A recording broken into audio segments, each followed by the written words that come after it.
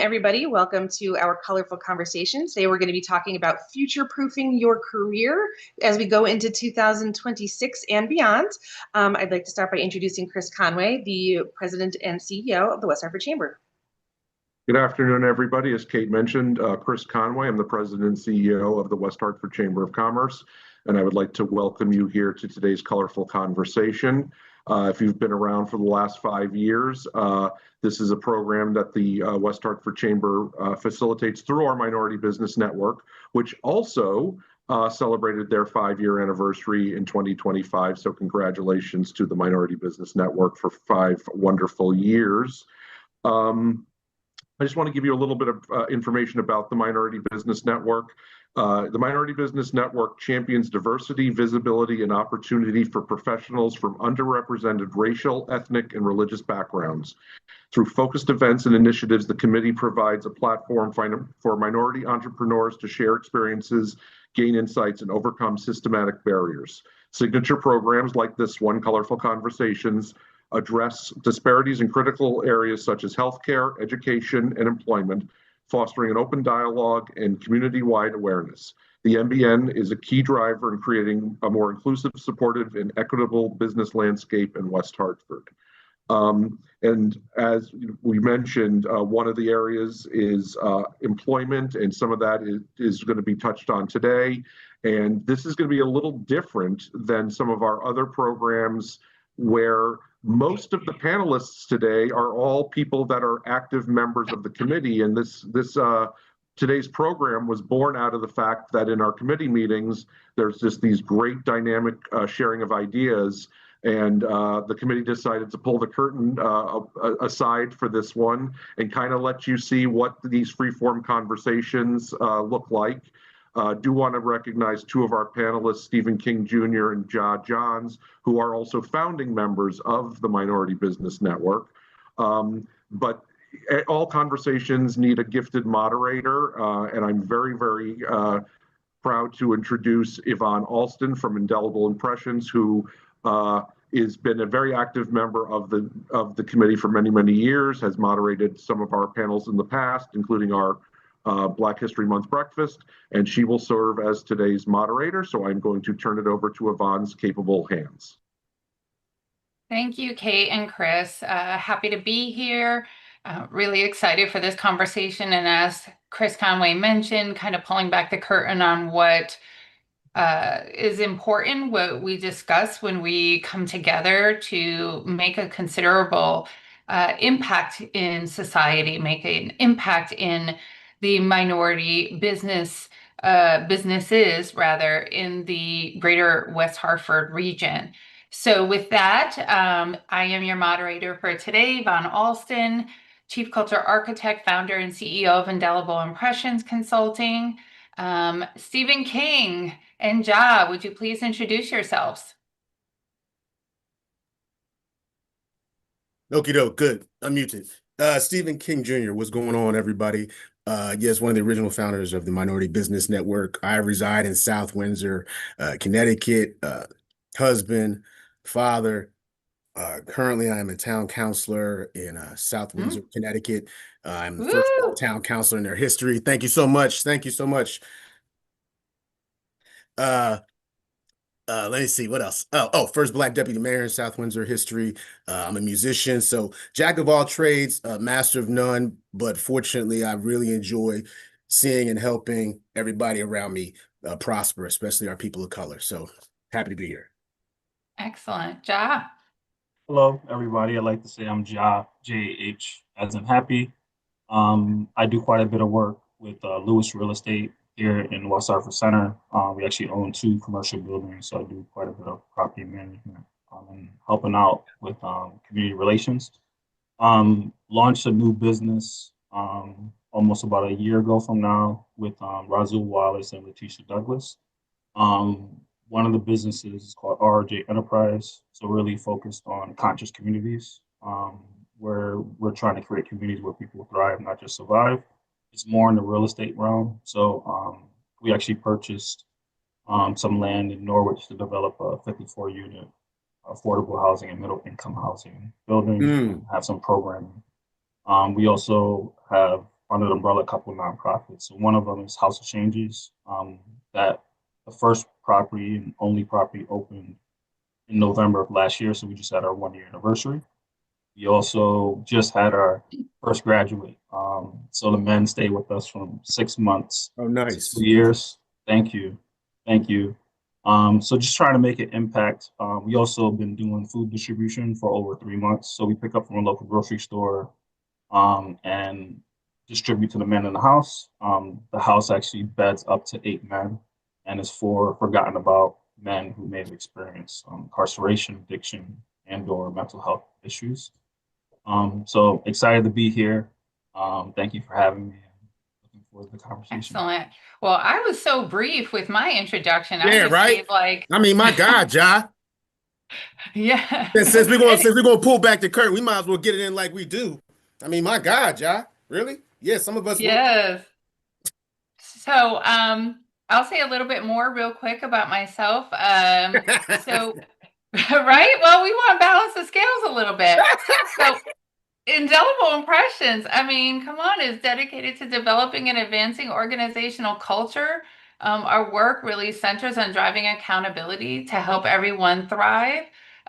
We do a lot of work with for-profits, nonprofits, academic institutions, as well as municipalities. I lead a team across the US, and we're honored to be a part of doing work that helps to transform organizational cultures.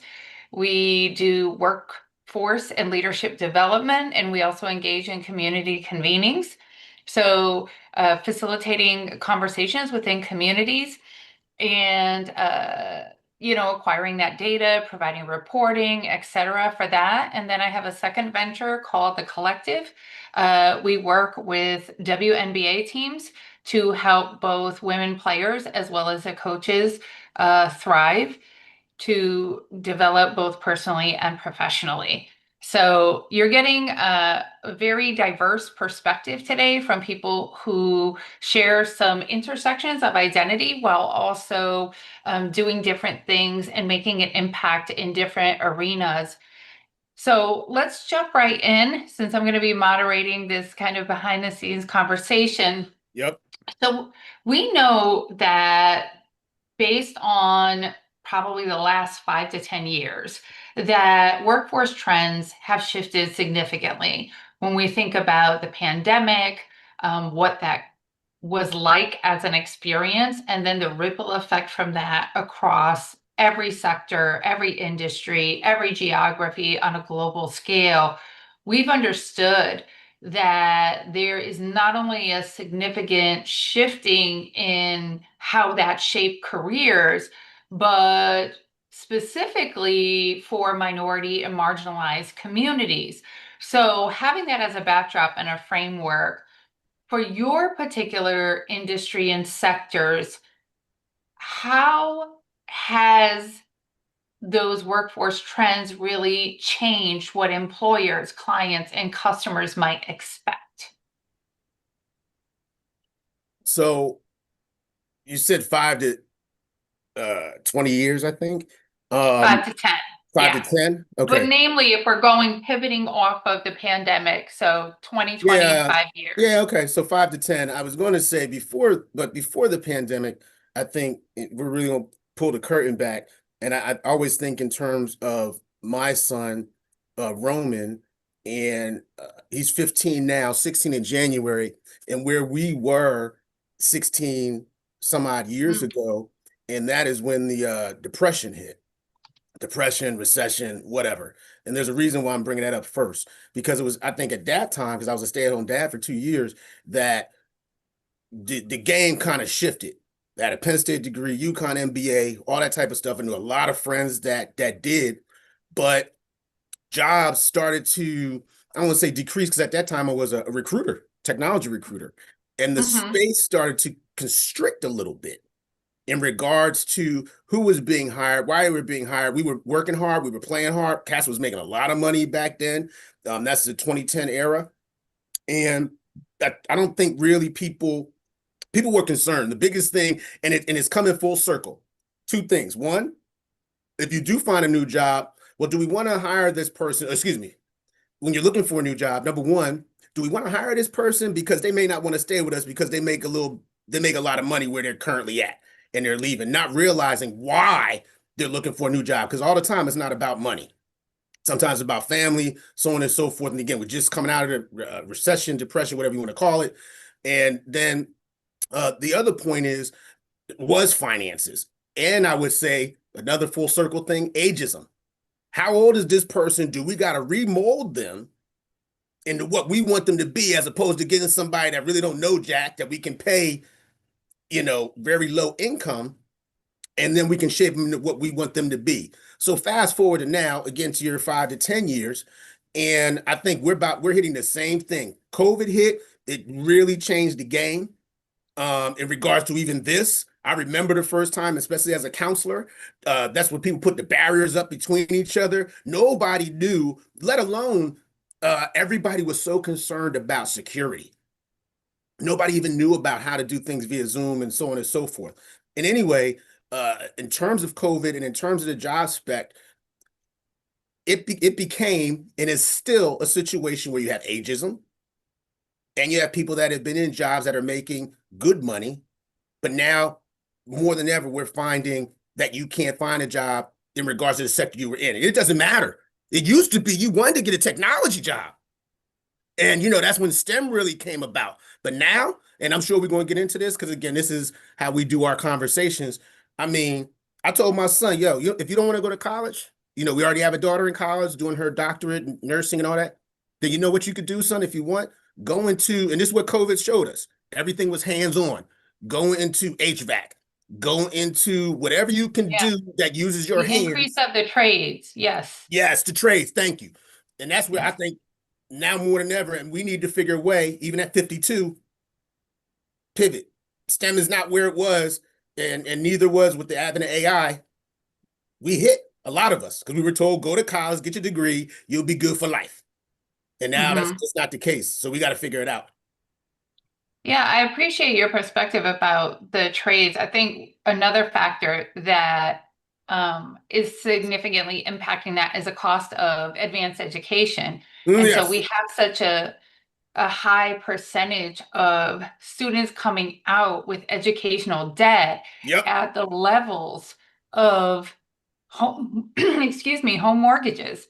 I've talked to students. I have 2 universities as clients, and it's not lost on me as to the significant cost of that. And especially when jobs aren't paying what they used to. Right. My particular alma mater, Quinnipiac University, I sit on a couple boards there. They're also a client of mine.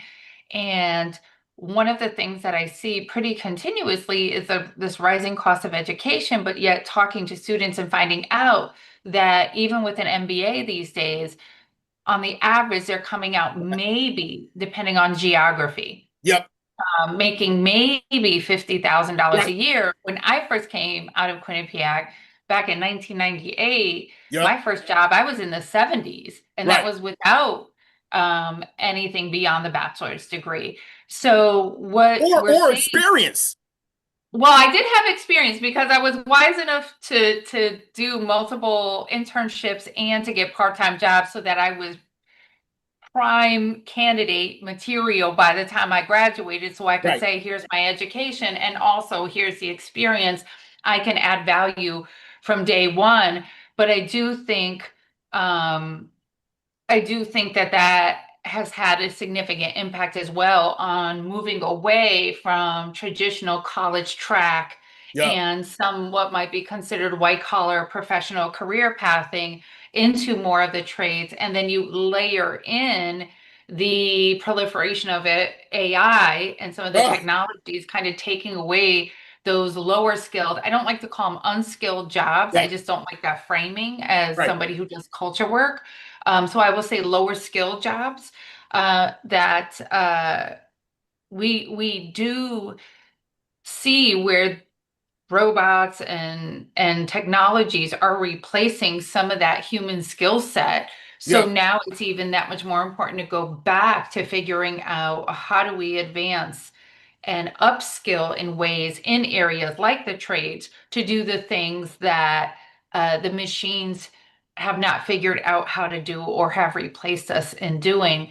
Right. But I'd like to hear your perspective on this Ja, as well, especially when we think about the work that you're doing in the sectors of both real estate as well as um, in philanthropy. So I 100% agree in reference to the college debt and having more young people getting into trades. There's a big need. Electric Boat down in Norwich, they have a very aggressive hiring regimen. There's a lot of opportunity there. One big problem we're having is there's no starter homes. So Mm, a median house in Hartford, Connecticut right now is $434,000. Median house, I'm reading a list.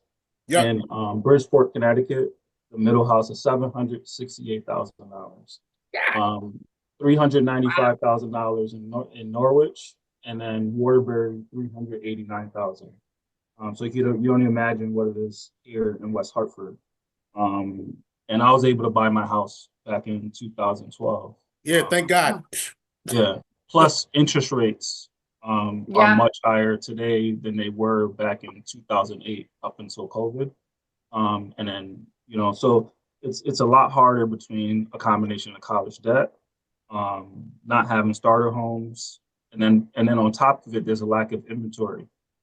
It doesn't make sense for someone to sell their house when they can't buy another house to replace it.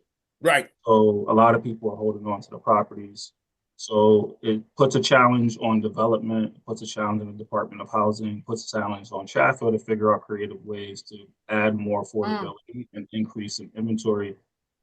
Most importantly, in reference to ownership, because that's where right. the real wealth is.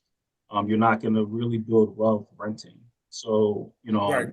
in my opinion, my team's opinion, um, we believe that a great place to start is to apply for a FHA loan if you haven't purchased a house before, and buy a 3 or 4 family, and hopefully work with someone you could trust. And when you work out those numbers, hopefully you're living rent free in that 3 or 4 family, so you're Mm. able to bank the Right. money.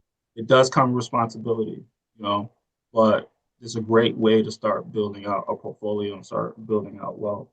Um, Yeah. you know, But that's in those are particular the to your industry and your sector, right? In yeah. terms of real estate, thinking about it from a profession standpoint, Yep. um, how is what we've kind of highlighted in regards to um, the shifts that have been happening? I mean, you talk about the change in income, the change in maybe the cash flow and the ability to purchase a home.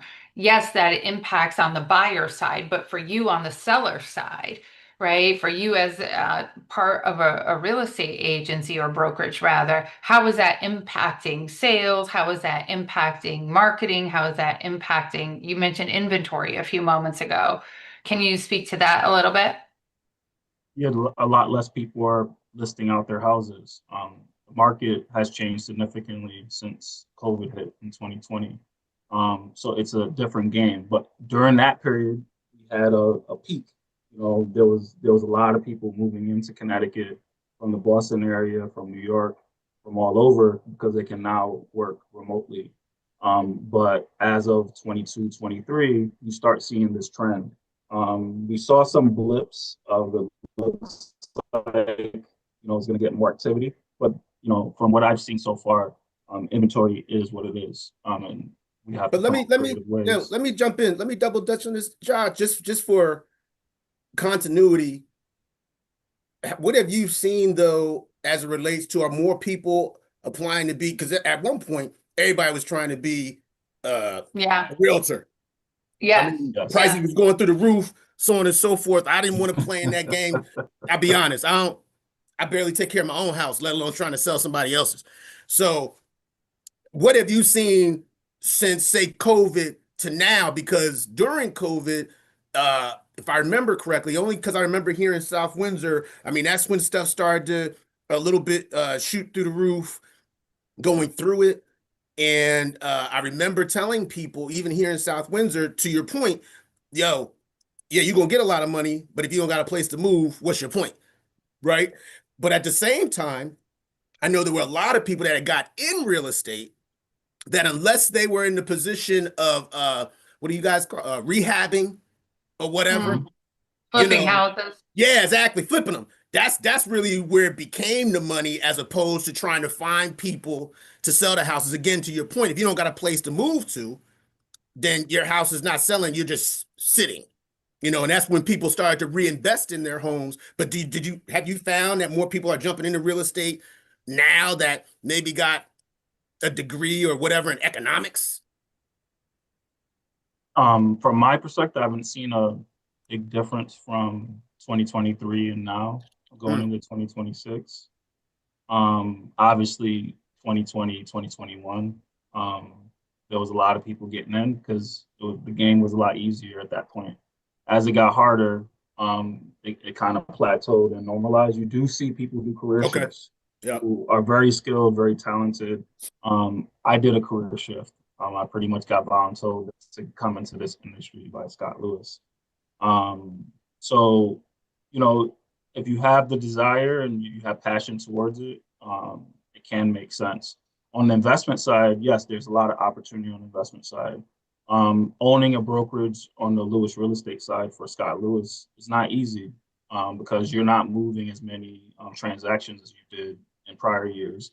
Mm, Luckily, he decided to pivot into commercial real estate. So that has been a pivot. growing inventory for us. My two business partners, Letitia and Razul, they've been purchasing multifamilies for over 20 years. So and then doing flips and things of that nature. There's Hmm. much, there's opportunities there, but you got to start somewhere. And like I said, I believe the best way to start is 3.5% down, purchasing a Yeah. house on a FHA loan. Depending Yeah. on your income, you might qualify for the CHFA, where they'll actually pay for Okay, that John, you're that not payment. supposed to use I this must have time to froze. sell people houses, Yeah, sir. No yeah, selling but on the site. I apologize. I apologize. I'll put down the Oh, show. good. Yeah, Um, I know, but it's your passion and your love, so I get it, right? Trying to get yeah, people, especially when we're thinking about generational wealth and closing wealth gaps and all of that for our people. But keeping us kind of on this train and this thought around careers and how Hmm. workforce needs are evolving. So we talked about the trades. I think also when it comes to entrepreneurship, that is another change that has occurred significantly since 2020. There's a lot of data out there to support some of the rationale as to why, right? For example, McKinsey and Company noted in the last probably 45 days, if not 60 days, that over 300,000 Black women have left the workforce. I think that's upwards to close to 400,000 at this point for various reasons, of Mm, one of those being pushed out. Um, Part of that is also has to do with a lot of the societal dynamics and polarizations that are happening, the current political dynamics that are, pushing out efforts around diversity, equity, inclusion, belonging, justice, accessibility. yep. Kate also mentioned about the silver tsunami in the chat, for upcoming retirees as well. These are all factors that are moving folks away from traditional jobs into entrepreneurship.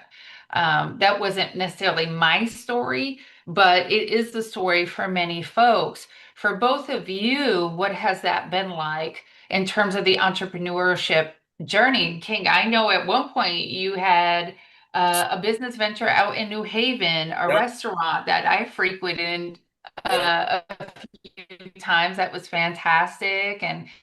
Yep. And John, I think you've had other opportunities as well. Can we speak to that a little bit if people are thinking about, hey, I just got downsized, my company's doing layoffs or is about to, right? It's percolating underneath the surface. I'm thinking about entrepreneurship. What is that journey like? What has that been for the both of you? Woo-wee.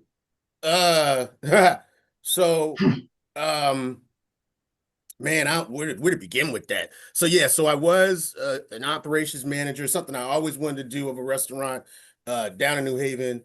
Uh, friend of mine at that time said, Steve, I want to open up a new spot and I want you to run it, being from Philadelphia, so on and so forth. Didn't work out Mhm. for a number of different Yep. reasons. However, it was another great learning experience for me for a number Mhm. of different reasons. One, stepping out on faith. Also at that particular time, asking for what I wanted and needed in terms of Yep. finances, because I knew I was going to be putting in work, at least the hour commute, so on and so forth. But even during that time, I was still singing, part of a Motown review group. And when that opportunity closed up, I literally had to sit down. So there's two things. One, and this is something that a lot of us forgot about during the recession, and then even now during the pandemic. I remember there was a lot of people that said during that course of that time, if we ever go through something else like this, and we know we're going to again, try to save up as much money as you can on the side that's liquid, so that if something like Mm. this does happen again, you have some flexibility in terms of time. Mm. You don't need to jump into something real quick or make a move that you wouldn't unnecessarily make in another situation. Right. I think Unfortunately, they say on the average, like 6 months of your household expenses, including your mortgage, your yep, car payments, food, all of those kind of things, to have at least 6 months in the bank, yep, which is ideal, but ideal. not many folks' reality. No, it's not So realistic. Right, yeah, right. for a lot of folks, right? Because they're living kind of month Yep, to month, paycheck to paycheck. I think that's yep. most of middle Americans, and certainly even within West Hartford and the greater Hartford region, Yep, that's a common factor. So when you think about what it was like for you to transition yep, uh, and pivot within yep. those moments, what were some of the things that you kind of had to wrap your head around, Get over my or fear. to Get over my be, fear. yes. Can you That's say a probably little the bit more about that? yeah. So I mean, I just sit down with my wife because especially as a black man, you're raised a certain way, you're taught a certain way, graduate high school, graduate college, get a job, have a family, get a home, make sure you got the job that you can last with for 30, 40, 50, 60 years, get your Yeah, pension, yeah. and then live the high life. And Yep. that's just not realistic anymore. I don't care who you are. Right. Well, maybe for some people, but that's a whole nother conversation. But for most of us, people of color, Mm-hmm. that's not realistic. Not at all. And so I had to get over my fear, sit down with my wife and and be like, what am I going to do now? And she Yeah. was like, you love music, do music, start your own band. That was like, I got the connects. Other people had told me to do that in the past. But it was still, and I'm still in that zone. Because for a lot of us, it's again going back to ageism, but it's what is the constant? Mm. Am I getting money every week? Am I guaranteed whatever that money might be? $1,000. Am I guaranteed? Listen, no, with that $700 a week if you have a partner in crime. Am I guaranteed this amount of money per week? $1,000, 700 to $1,000 to cover what I might need to do. And when you don't, or you don't have that guaranteed salary, for lack of better wording, then there's a fear. And I had to get over that fear. My wife was like, yo, we done saved. We can hold it down. Let me go through the budget. That was the other thing. Letting go of the control. Reaching Mm. out to people that have. See, that's the other thing we probably gonna get into when you're talking about pivoting. Sometimes you gotta be humble and reach out to cats that either have been there or this is what they actually do for a living and say, look, this is where I'm at. I'm sure we're gonna talk about with all of this happening, people's credit is shot because now they're putting stuff on credit cards over the rip. If we really trying to have a real conversation like we usually do, and people don't know what to do, and then they're scared. And so that fear of telling somebody, hey, this is where I'm at. My credit score went from a 750 to a 600. That's real. And, Yeah. and what do you do? So go ahead, because I know this is what we get into, but No, I think that that's an important aspect. And I think this is where the Minority Business Network comes in, where all of us have our own businesses. We've been there in one form or fashion. So being able to tap into us as a resource for guidance as we connect with one another, right? Those of us yeah, who are already active members have one or two businesses have had past businesses that maybe haven't been successful or that we shuttered for one reason or another, Right. and how we might be pivoting in this moment to meet today's challenges. I think it's important that, one of the things that we've talked about in the past is how do we mentor other entrepreneurs to help them navigate changing landscapes, to help navigate ways in which to advance your business, whether that's on the marketing side, what is your brand story, whether that is what financial supports or investments do you need, what grants are available to support your business, all of that. So I think being a hub of ideas, being a hub of assistance in a way to our communities has been really critical and I think helpful to all of us. I'll speak from personal experience that, Minority Business Network and the Chamber, I felt saw value in not only my becoming a member, but also adding my voice, adding my perspective, and helping me to learn from others to help move Indelible into a greater space, meaning we acquired more market share for the services that we provide. Our name has, as one of my colleagues would say, is consistently in the wind. To this day, we still haven't done a formalized marketing plan and campaign. And part of that is because word of mouth, because of resourcing, meaning not financial resourcing like investments of capital or anything like that, but resourcing in people believing in what you do and why you do it. And so I think that's an advantage that we have as part of the West Hartford Chamber of Commerce and the Minority Business Network, because it does help become the wind beneath our wings and our tailwinds, certainly as we're navigating this entrepreneurial journey. So I'm thinking about also when we think about what skills matter most as we're heading into this new era where there are advancements of technology, there are these advancements in AI. And I know that to your point earlier, Stephen King, there's fear about a lot of things as an entrepreneur. And one of those things is fear of what we don't know, of what we don't understand, whether that's in the business sector or whether that's just the way people do business these days. Ja, when you think about that in the realm of technology, what do you think is most essential for people to lean into in this time? I think is most essential to use it. Is going to be there no matter what. Right. And you don't want to fall behind. Also leverage your relationships. Yeah, I was gonna say that, dog. Yeah.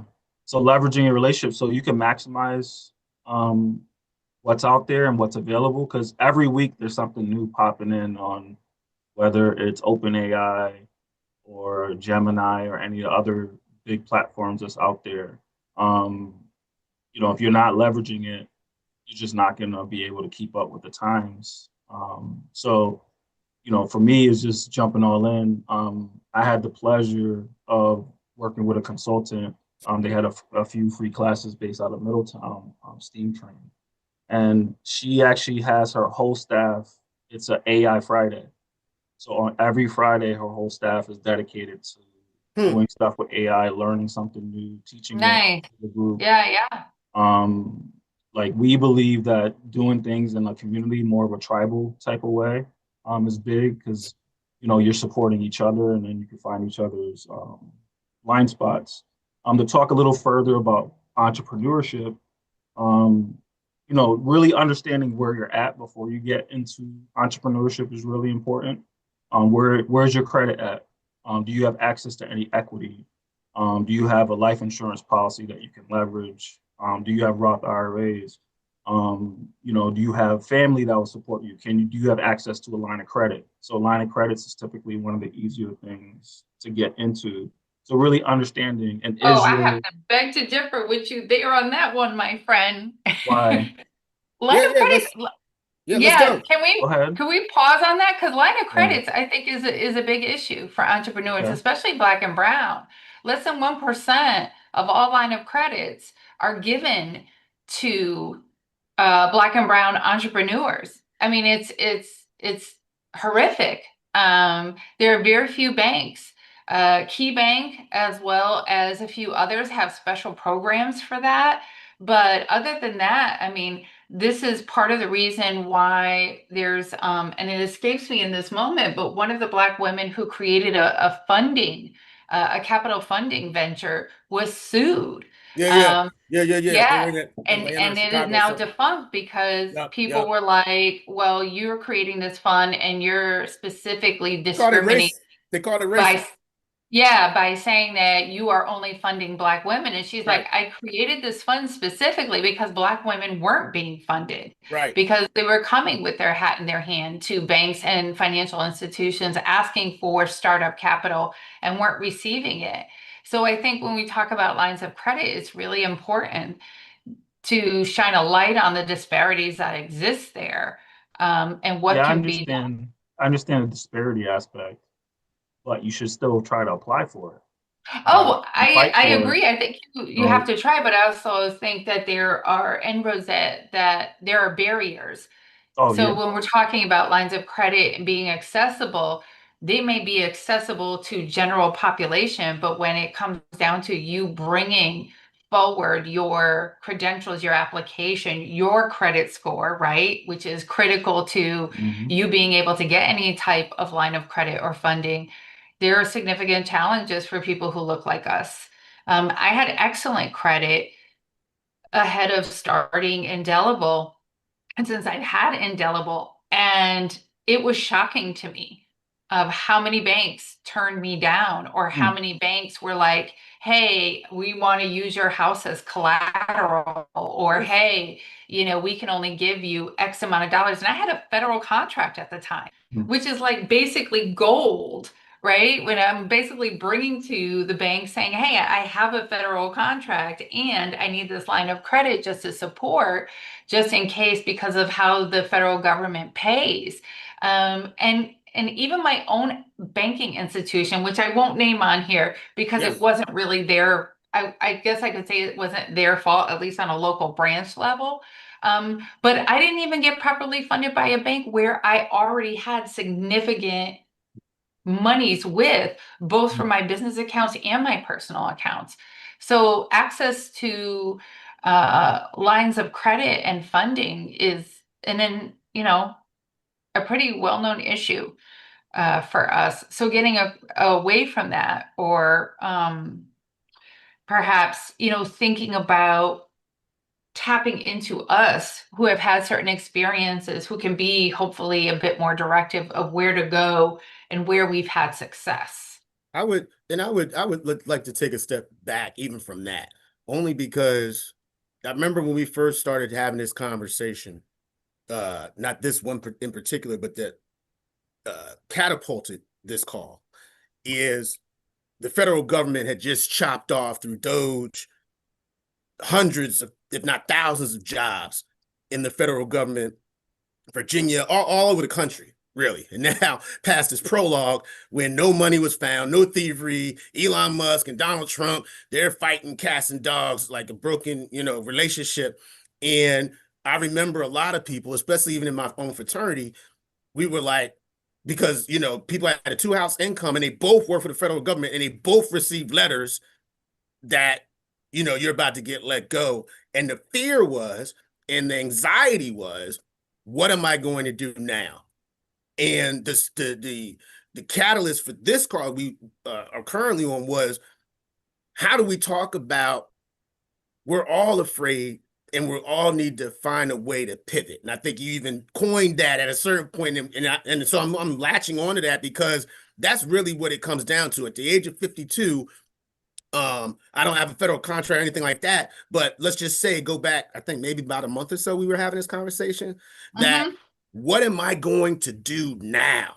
And it was Yeah. like, you know what? Even though I went to school for marketing, even though I'm a great salesperson, I'm not doing that at 52 anymore unless you're paying me 100 G's. I'm not a kid anymore. Yeah. But I got a mortgage, I got a family. So what do you do? And I remember, and even in this conversation, I wish a couple of our other members were on. Shout out to Jackie who's lying, saying she's at the dentist. But Stop. um, but Poor Jackie. Jackie, yeah. if you're listening, honey, you got a pass today. You had a medical situation. King, be Too kind. King, be nice. Yeah, kind. well, this is pulling back the curtain, and there's love for all of us. And it Yeah. was one of those situations where we're like, you know what? She had a lot of friends in the federal government that had those types of jobs and so on and so forth. And for what she does, seeing the anxiety, I can't imagine to look back to see, because even though it was only several months, how Yeah. many people, whether suicide, whatever, had to do stuff because they didn't know, but more importantly, they weren't prepared to pivot. And for me, it was looking at certain things like, all right, do I look at Lincoln Tech? Do I do this? Do I do that? But when I said I wanted to take a step back, some of the stuff that we miss is, and Ja alluded to it, is the networking, is the Yeah. reaching out, but then holding those networks accountable. Like, yo, you running your show, not you personally, but you're the power person. I need a job. You know who I am. You know what I bring to the table. Do you have an opportunity for me? Because this is where AI kind of jumps in and it changes the game in a way that I don't think is productive. We don't have the human touch anymore. We don't have the, okay, you're in a situation.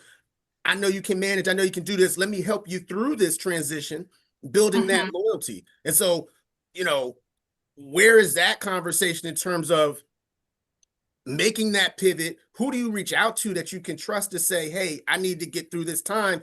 And are we even seeing that anymore? Or is everybody just holding on to their job? And Yeah. Well, I don't know. Margie Again, talked that was just about some of the stuff job. that popped up. Yeah, Margie talked about job hugging in the Right. past, like people just kind of holding on to their jobs with their fingernails, right? Because they're so afraid of, and rightfully so, this job market that is very volatile, very uncertain, and then not being fully confident, maybe stepping into entrepreneurship because it is hard. It is all three of us, have Hard. our own businesses, and it's not easy. It's not easy to make the decision to pivot into entrepreneurship from a traditional job, nor is it easy once you're navigating it. And I appreciate what you said about the federal contracts because I had past tense that federal contract, but due to changes in the current administration, that went away, and that was a big line item in our annual budget and our annual incomes. So when we're thinking about this and we're talking about future proofing, right? So Yep. we have to continue to while hearkening to wisdoms of the past, think about what's needed ahead. Ja, what piece of advice were you given when you started on this journey? What is the one piece of advice that was given to you that you would not give to somebody else today Ooh, because love it's that. either no longer relevant or it's just it wasn't good advice? Yeah, love that. Love that. I The think And younger King, job. think about that too. I think the biggest mistakes I've made is choosing the wrong business partners.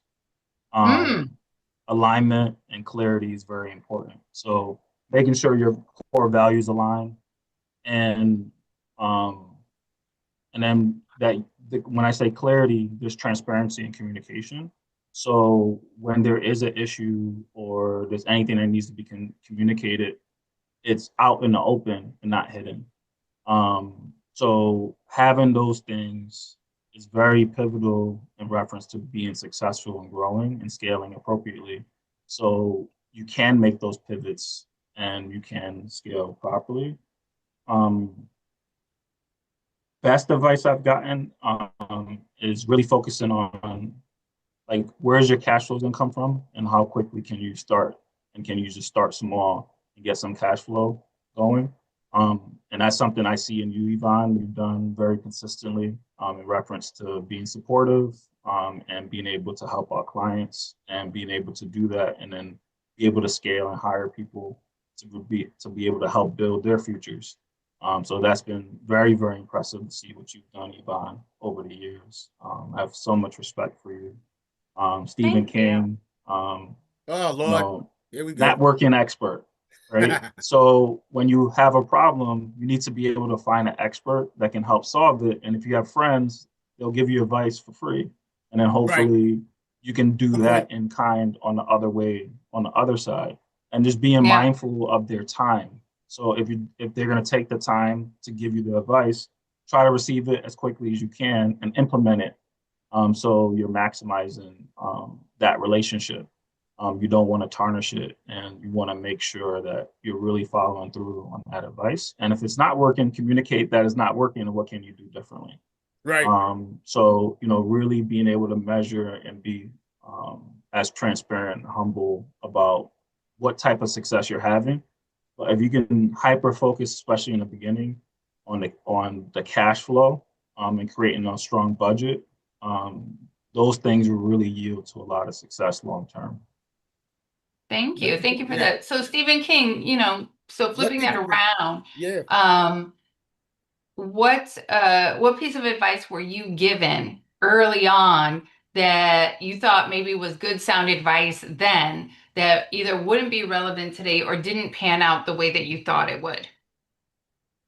Um, Like took the advice, but you implemented yeah, it, that that the didn't work markets, out so well. yeah, that the market's always open, and for whatever you do that you love to do, people are gonna love to see you do it. Yeah, that may Mm. be true, but they may not want to pay to see you do it. At the end of the day, There that is. Wow. they'll pay the other person, but because they know you, oh, come on, Steve, come on now. You know how we do. Yes, yes, And yes. it's The friends like, and family discount. Yes, yeah, that and part. it's and you can't do that. You have to, Can't do if business we're that talking way. about the entrepreneur side, or even when you're pivoting, you Yes. know, this is what I'm looking for. You can't be mad at somebody if they don't give you what you're looking for and you didn't tell them. You know what I mean? Yeah. They're not going to say, "Oh, Steve, yeah, we know you got, this, that, and the other, and so we're going to give you 70 G's off the rip." Or, whether it's a gig or whatever, we're going to pay you $5,000. Nah, you're not walking in the, performing at Chuck E. Cheese. No, they pay you $100 a man, which doesn't even cover your overhead. And Right. so times have changed in regards to using John's term, the cash flow, but on both ends. A lot of places aren't bringing in the money that they used to be. It used to be sex, drugs, rock and roll. Everybody's working hard, playing hard. That money is not the same, especially with us. It's just not. Yeah. And that was some of the advice that I was like, man, I thought everybody loves Steve, let's go. But no, people want to get it for free. And it's like, and picking and choosing who you might do that for. Yeah. Because I think, yes.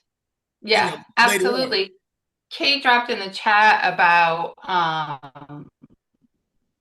it doesn't matter what you study, just get a 4-year degree was advice that she had been given, and it will more than pay for itself. I agree. That was similar advice I had gotten. And then the discussion is around Yes. advanced degrees, right? Somebody had asked me not that long ago if I had my Right. PhD and a doctoral degree. And I said, no, I don't. And they were trying to encourage me to get it. And I thought about it, and I was talking to someone else that I think has incredible wisdom. And she said, it would be great for you from a learning perspective because you're a voracious learner.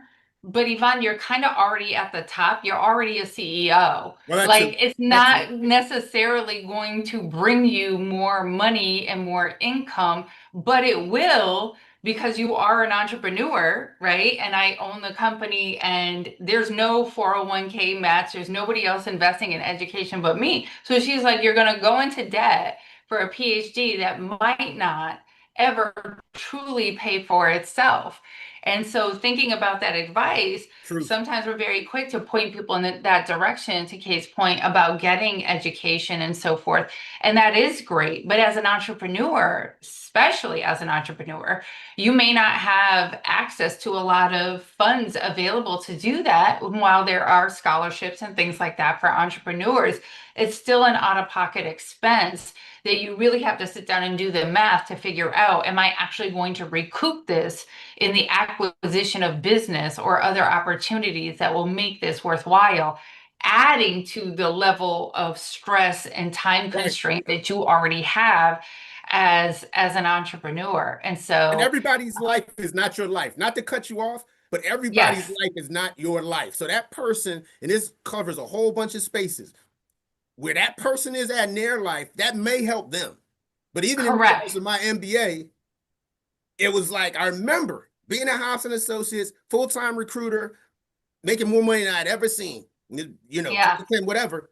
And I said, hey, I told my boss, said, yeah, my wife, now my ex-wife, said, hey, you need to go back for your MBA. You're strong in all these spaces. Man, just Mhm. imagine if you do this, you're going to be that. And I was like, bet. And then my boss was like, what are you doing? You're making over Mhm. six. What do you need an MBA for? You're going to get this debt, that debt. If you want another challenge, I can give you another challenge, but don't do that because you're already good here.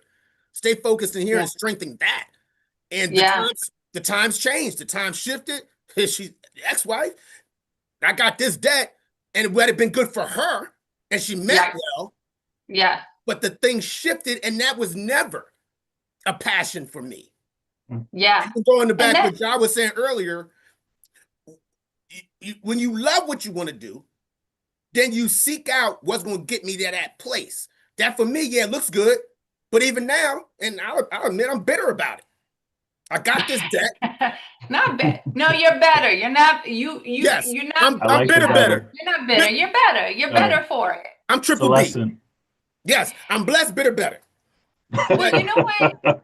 That that is an entree point into the next part of our discussion, right? So when we think about that, when we think about the passion factor, when we think yep, about, like I say, for example, that I feel very much purpose for the work that I do. It's what rises me up every morning, and I put head to pillow, exhausted, but I sleep well right. because I love what I do and I come at it hard every single day, more than I ever did for the 20 plus years that I spent in corporate. And so it is important to have passion and a sense of purpose, because I do believe that it'll make you successful beyond your wildest dreams. And I'm not equating success necessarily with a Right, dollar amount, right? right. It's about having things, but feeling a sense of personal success like I never had before. I think that is one of the core factors as to whether or not you will be successful as an entrepreneur, versus, hey, I'm really good at this, and so I'm going to maximize a Mm, particular skill or talent that I have, but more so making sure that you're doubling down, if you will, on the thing that drives you, the thing that is unique, that you're just like, oh, you know what, this really irritates me and I want to solve for this somewhere in the world. And so it drives you differently. Success to me then is inevitable. Is that fair to say, or is that inaccurate, or is that a little pie in the sky Pollyanna-ish? And it's like, yeah, Yvonne, that sounds real good, but that's not how it always works out. So on the team, I'm a lot like you, Yvonne. I'm the dreamer. And I believe with leading with your passion, but you do have to have people around you that can actualize it where the rubber meets the road. Mm, Um, yeah. and you Keep you in know, reality still. Yeah, yeah. yeah. So you know what step one and step two will be, and then when is that return going to happen? So you can at least assess the risk. Hmm. And you're not going to be able to grow a business without taking risk.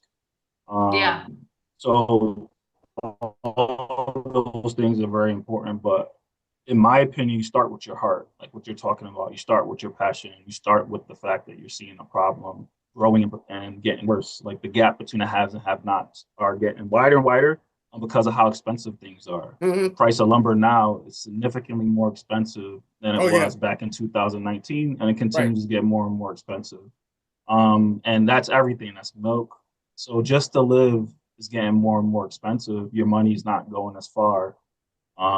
So it's just really understanding economics and being vulnerable, to be able to communicate that to people that you can trust, to be able to come up with a clear plan and strategy to be successful.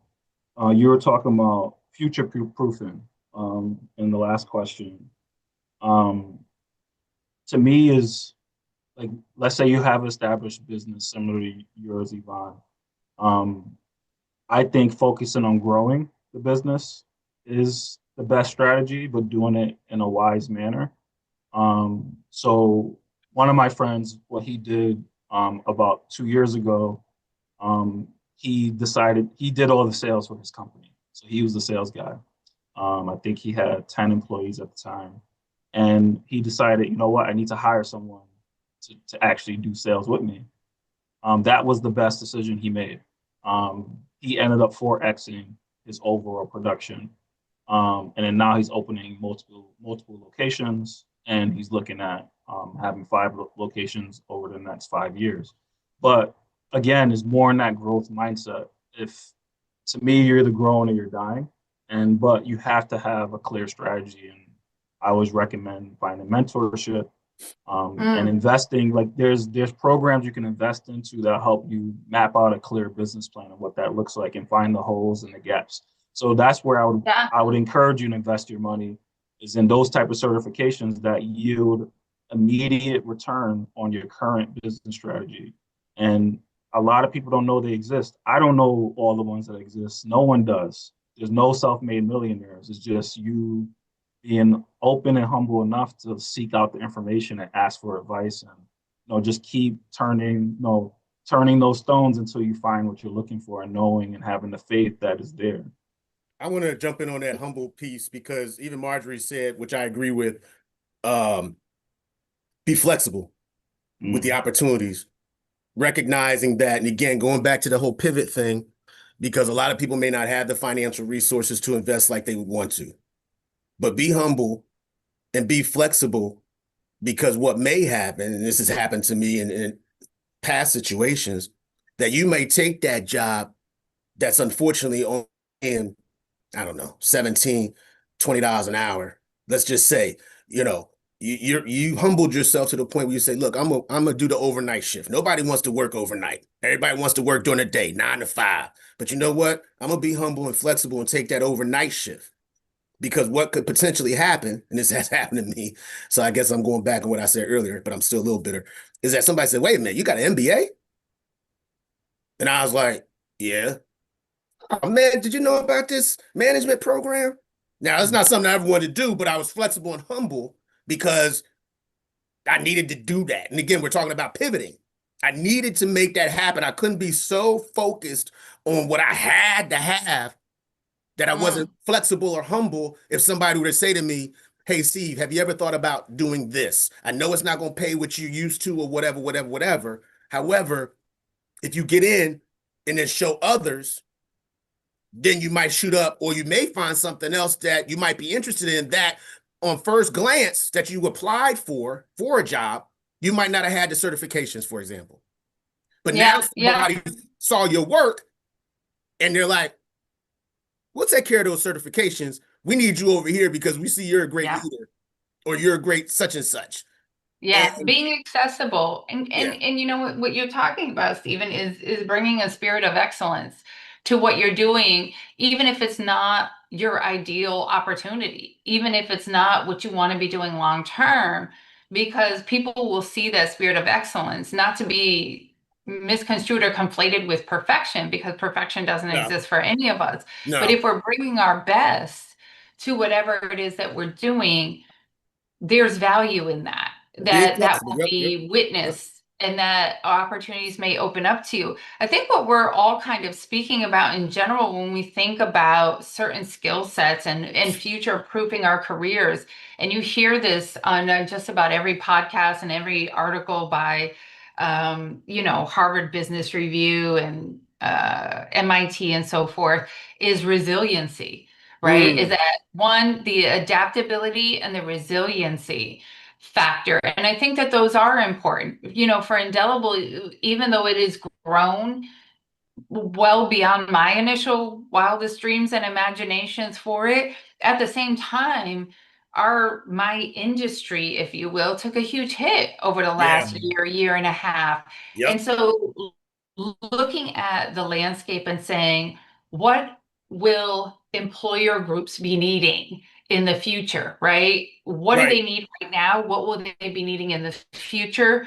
How do we optimize the skill sets of the current team to be able to deliver on that? How do we add value to our clients now that is not costing them any extra money, but will build and bring longevity to our relationships and a certain level of loyalty that when things may get turbulent and difficult, they want to hang in there with us. And I think because we were flexible and are flexible, because we were doing some kind of future casting of what could occur and how it could negatively impact our business.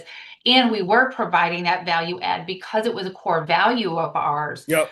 We saw very little jumping ship when everything changed. To date, we've only lost from our book of business really 3 clients because of executive orders from the current administration Right. and things like that, for organizations that were like, hey, we can't put at risk. We get certain financial supports and reimbursements from the federal government, so we can't continue with this particular program. And you can't fault them for that. But majority of our clients, at least 70, if not 75%, have stayed with us and have gone through the storm with us because we were providing value, because we had those deeply entrenched relationships, and because we were doing a bit of that future casting so that we knew what was coming and we prepared for it. Right. And so I think part of future proofing is not just getting too comfortable in the present state of the market, Yep. the current areas that are booming right now, but to be thinking about whether it's your present career or it's your present business, what might be needed in the future. And as you are growing your career or your business, giving some space and time to building that resiliency for the future. And I Yep. also want to go back to something we said about education and so forth. Yes, you might not be able to necessarily invest financially in a significant way in advanced upskilling and things like that, but there's Coursera, there's LinkedIn Learning. Yes. There's people who are willing to share information Yep. and great book recommendations and Yep. YouTubes. There's so much education available to us that really doesn't Online. cost us money out of our pockets, but costs us time and intention True. that we need to invest in. So maybe that's the factor, is not trying to necessarily figure out where do I find the money to advance education and skill set, but where do I find the time, and making that time and then getting the resources around you for that time. Local libraries, listen, I know everything's available online, but we're missing out by not spending time in our local libraries. There are great free access to business books, Right. entrepreneurship, magazines that have outstanding articles. Chat GPT. I mean, we're talking about a little bit about AI at the top of our discussion. There's a lot of information. I would double check your sources and ask for source citations for anything that you find. But even asking that as well, like, hey, how do I do this? Here's my idea. How can I morph this into a potential business plan? And then who should I be reaching out to in order to grow certain knowledge bases, or who do I reach out to get more information on how do I better market the potential of this Relationships. business, et cetera. Yeah. Relationships. You said it, and I couldn't agree with you more in terms of, again, going back to the old pivoting thing. Your relationships may be a way, if you humble yourself, to find a way to secure your next opportunity. By that, I Mhm. mean, I'm involved in a lot of different things here in South Windsor. And one of the things that I'm involved in is when we do certain special events, that need electricity, that need telecom, all that type of stuff, right? And there's this brother Right. that does all the wiring and for different what do you call them? Fairs, the fairs that we have out here. Yeah. And I was like, dog, and he has a whole black crew. And Mm. I'm like, dude, how long you been doing this, dog? He said XYZ123. He said, yo, this is, I'm making this, that, and the other. But you jump in, you get, I forget what it's called, but the mentorship, all that other type of stuff, you get your own in a heartbeat. And it's like, for Yeah. real? But if not for that relationship and me humble and just asking that question, and it goes back to something you were also saying in terms of the future proofing, finding out what industries or what businesses are looking for people or looking for what I like to consider experts. I always say, act as if. Act as if you know what you're talking about. Don't nobody know you don't know what you're talking about but you. Act as, I'm not saying lie. But what I am saying is they're looking for people that are experts in their different genres that they're looking for and saying, okay, man, we really need some electricians in this, going back to that example. And Yeah, then, it's like finding out what their pain points are, right? yes, And that's helpful. And shout out to Margie Brown because and she's gonna love this. I can't wait to hear her cackalacken about this one. But I had to I guess you could say I had to offload my keep it real. executive assistant. Yeah, keep it And real. so Yep. I needed talent. I needed an executive assistant, a virtual executive assistant that was going to be really strong, that had certain areas of knowledge, that was going to be able to jump in and swim in the deep end quickly. Yep. And Margie sourced that person for me, and she's absolutely fantastic. And so you're right.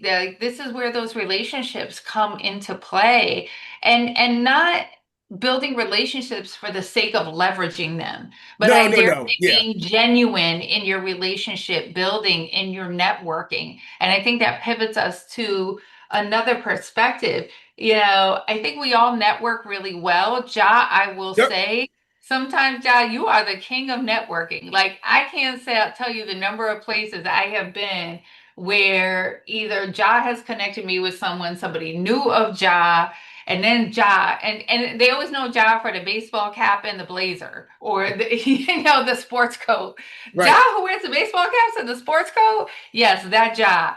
And so, thinking about that, because when we talked about a little bit the investment of time as it relates to upskilling and education, but spending some time in the networking as well, I think is important. Ja, what would you say is your kind of secret sauce when it comes to networking? Like you find something interesting in the people that you're talking, someone that you're talking to, like be Okay. naturally curious. And that vibration is profound. And then I have some go-to questions that I utilize. So one of them is, where are you from? But I always ask, did you go to high school there? Were you born there? And from that conversation, it usually opens up the floodgates. But if you're naturally curious in the person, and then humility goes a long way too, but you also have to have some confidence. Big Um, time. Big so, time. when you're networking, looking them in the eye, shaking their hands, and you're gonna feel nervous, but We all do. take that walk anyway. So feel the Mm, nervousness and take that step and say hello and be okay with someone not necessarily gonna say hello back to you. But you'll be surprised as you practice it, how far a smile will get you, once you practice it enough. And you just got to get out there and keep doing it.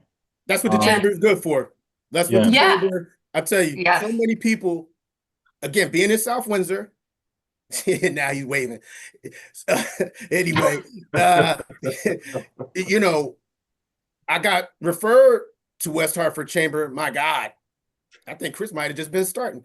But Mhm. at that time, there might only been maybe, because he was trying to bring it back, maybe 10 to 12, maybe 20 cats meeting at the top of the library. This was every Friday was like back in the day when, everybody's chamber was trying to rock and so on and so forth. And at a certain point, quite honestly, yes, I'm a sales guy, but like Josh said, I'm still getting nervous. I still don't necessarily like talking to people that I'm not comfortable with.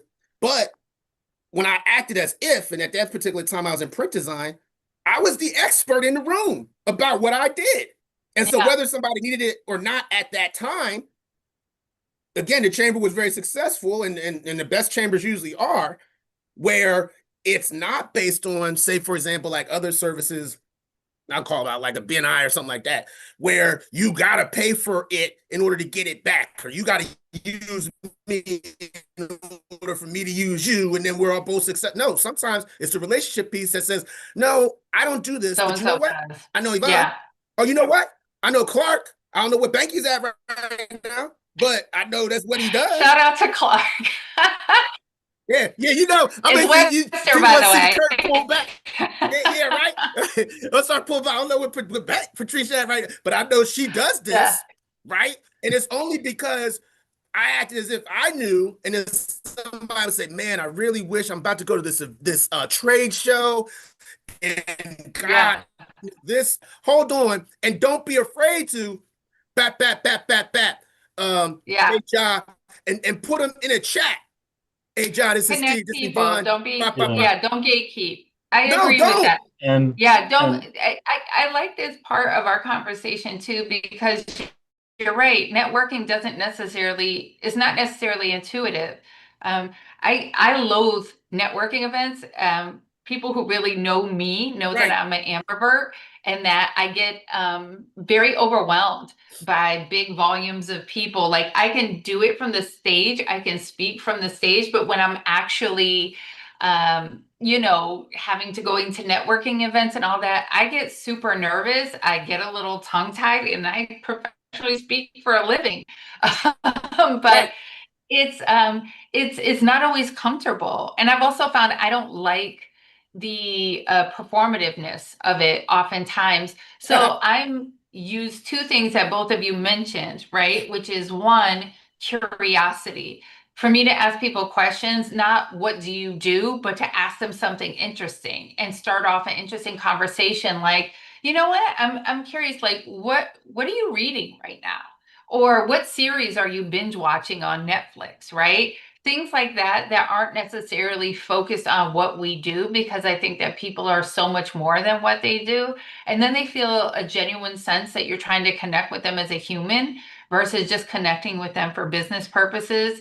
And I think those people are much more likely to stay in the conversation with you and let it take its natural course into the professional realm. And then they'll be much more likely to introduce you to others, because they don't feel like you just connected with them just for a business purpose. And then I think also the humility part.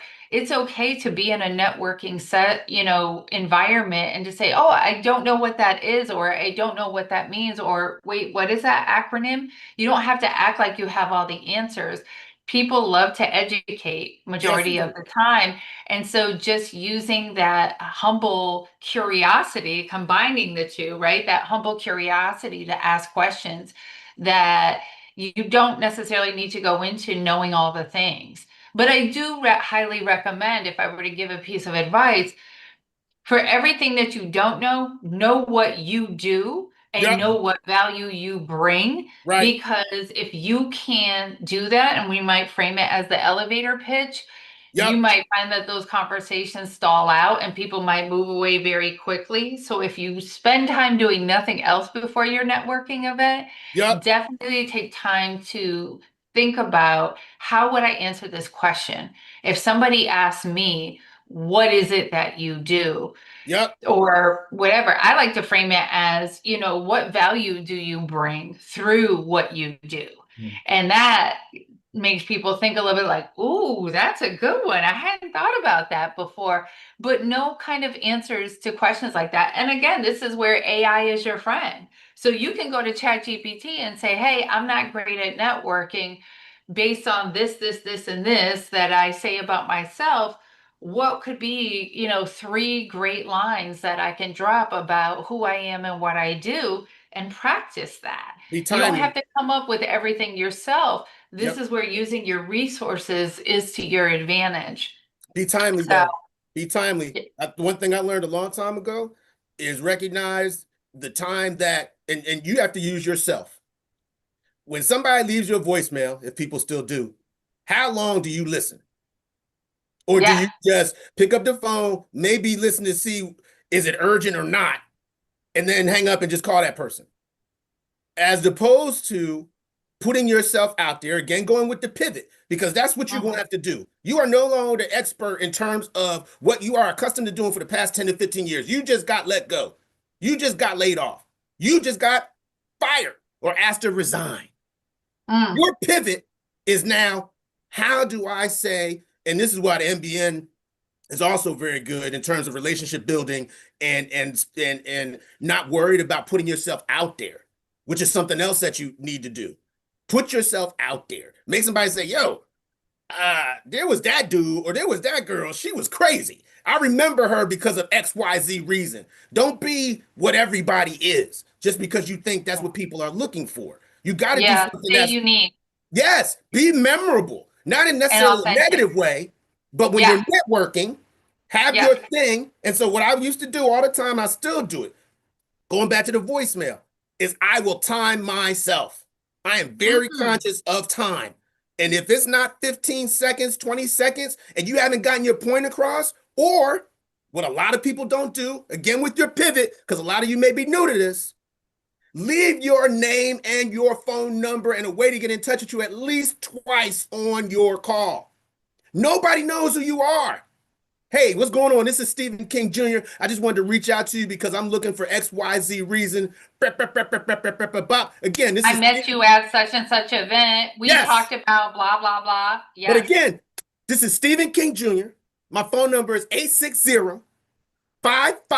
And don't act like everybody knows who you are. 860-558-5118. I'm not trying to go back and no. Yeah. 860-558-5118. And again, yes, it's Stephen King. Yes, just like the author. Oh, okay, yeah. Leave it. And again, this is for y'all to have to pivot. I know I'm a sales guy, but what I am suggesting is a lot of us, what we don't do is we're scared. Yeah. And for me, MBN, just like me, Josh, just like me and Clark, just like me, Patrice, just like me, Mark, all of us, now we can reach out to each other without that fear that you're gonna blow me up or judge me and say, yo, this is where I'm at. I need your help. Yeah, as Jackie said in the chat, it's the power of MBN is that building relationships and as we learn from each other and we grow with each other and even conceivably do business with one Yes. another, right? I Yep. just mentioned a few moments ago about the value that that Margie, the impact that she just had on my business, and that's significant. So as we're getting ready to close out the conversation, because this has been a fun discussion, when we think about supports, resources, connections that would make the biggest difference for someone who needs to be future proofing, again, either their careers or their businesses, what is one singular piece of advice of support about resources or connections that you could offer? And I'll go ahead and start with you, Ja. Is this for a startup company, existing company? Yeah. Talk to people that's This broke. is for whether it is an entrepreneur or this is for somebody who is pivoting career-wise. What is one support resource you could suggest or connection I just got fired. I just got that fired. would make the biggest difference for somebody right now? What advice would you give them? You are the people you surround yourself with. I think, and for me, the most important part are those relationships like we've been talking about. And then really hyper focusing on an actual strong plan to be able to get that cash flow, because you really can't do anything without having that cash flow. Okay. I'm going to pivot before I go to you, Stephen King, over to Jackie. Jackie said in the chat, remind yourself that you are unique and worthy and have a story to tell. And I love that because that is very, very true. We all have some value to offer. Identify that within yourself and be able to speak that as part of your truth. I think that people buy into you before they will ever buy into your services or your product. All right, you, Stephen King. What piece of advice would you give? That's it. I mean, Jackie stole that from me, but she just put it in the chat. I keep it real. So, yes, Jackie, just get them next time. That's it. That's how I take all these shots now. I think the networking piece is huge. You got to put yourself out there. When you're looking to pivot, I would say 99% of you guys, I would not know under any other circumstance except for the West Hartford Chamber. I would not know you. I wouldn't be out here in West Hartford. That's fair. I mean, I'm in South Windsor, but I wouldn't be out there, and the fact that a chamber, for a number of reasons, and I'm thankful that the chamber is in a place where they say you don't have to pay to play. Now, you might eventually, and it's going to be worth it. But I don't know. I think Kate and Conway would say, but pay your dues, please. Yes, pay your dues. But what I'm saying is I don't have to pay in order to introduce myself to everybody first. Yeah. I don't have to, when I show up at the chamber meeting, somebody's not at the door saying, hey, did you pay the $15 to get up in here? Like some services, you got to pay to play. And I'm thankful that the chamber, because again, I would not even know you guys. And there's been times where I've been down and out and said, John, I need a place to do X, Y, and Z. And he opened up the office to me. You know what I'm saying? Clark, blah, blah, blah, blah, blah. All the, even how the MBN got created. I wouldn't even know Jack if not for the West Hartford Chamber and the MBN. And I say that to say that, okay, maybe it may not be the best fit for you, right? However, if you are trying to future-proof, trying to pivot, you are going to meet people that in other circumstances you might not in a very comfortable setting. And that's why the MBN was created, to be quite honest. We needed a place to talk. At the time, it was just a bunch of white folk that was in the room, and we was like, okay, how can I be real? I'm going through this relationship, whatever. And that's what allows us to have these types of conversations so I could say and crack on somebody and they're not taking it personally. They know that's just how we are as a culture and what we do. But if I said, hey, Jack, this is the situation I'm in, what you think? Boom, she's ready. She's there. Steve, I know you, whatever. Even if I just met you once or twice, you were connected to me by somebody else. And like she said, I got you. There's no question. The phone call comes through. And so from a pivoting standpoint, I won't beat it, but this is the type of stuff that really gets me excited because right now we got too many cats out there that haven't been working for 6, 7 months, but they've been living in a silo, afraid to tell somebody else because of what they've been known for in their past. And I'm saying to you, when you watch this in the future, speaking to myself as well, don't be afraid to reach out to those individuals and say, this is where I'm at. This is where I would like to be. Can you help me? Because even if they put certain things in front of you, it could be the pivot that you didn't even know you needed. You know what? And that is a perfect segue into mine, where I would say invest time in building community, right? Because you never know what you might need because life is going to continue to evolve. There will be people and political administrations and all kinds of things happening in the world that might move, your career or your business into a new space. And you want to be able to tap into folks. But if you haven't built community, it's going to be a heck of a lot scarier and a heck of a lot harder. But when you have community, you can reach out, right? When you have community, you can say, hey, I'm not doing so well. Can you check in on me? Or you can say, can you introduce me to some folks, or whatever the case may be.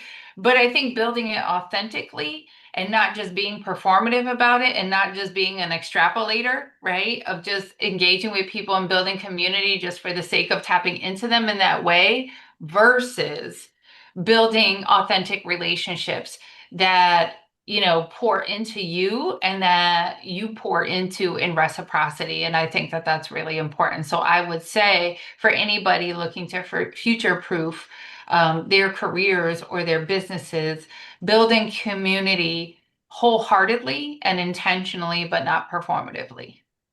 So, yes. So that's I'm gonna drop my mic right there. Yes, you did. That was because listen, talking about pivot. I was not supposed to be moderating a doggone thing today, and yet here I was pivoting so that I could do this today, which didn't feel like a moderation as much as it felt like a conversation, a community conversation. And I'm always grateful for those. So we heard in the chat from Eva Grochowski, I'm in homeless services, and this conversation has been very inspiring. I appreciate you all. Thank you. Send me a check. Eva, Send me a check. Oh, stop. He's joking. Don't send him a check, but he'll take a cup of coffee on occasion, every now and then, as long as it's good coffee.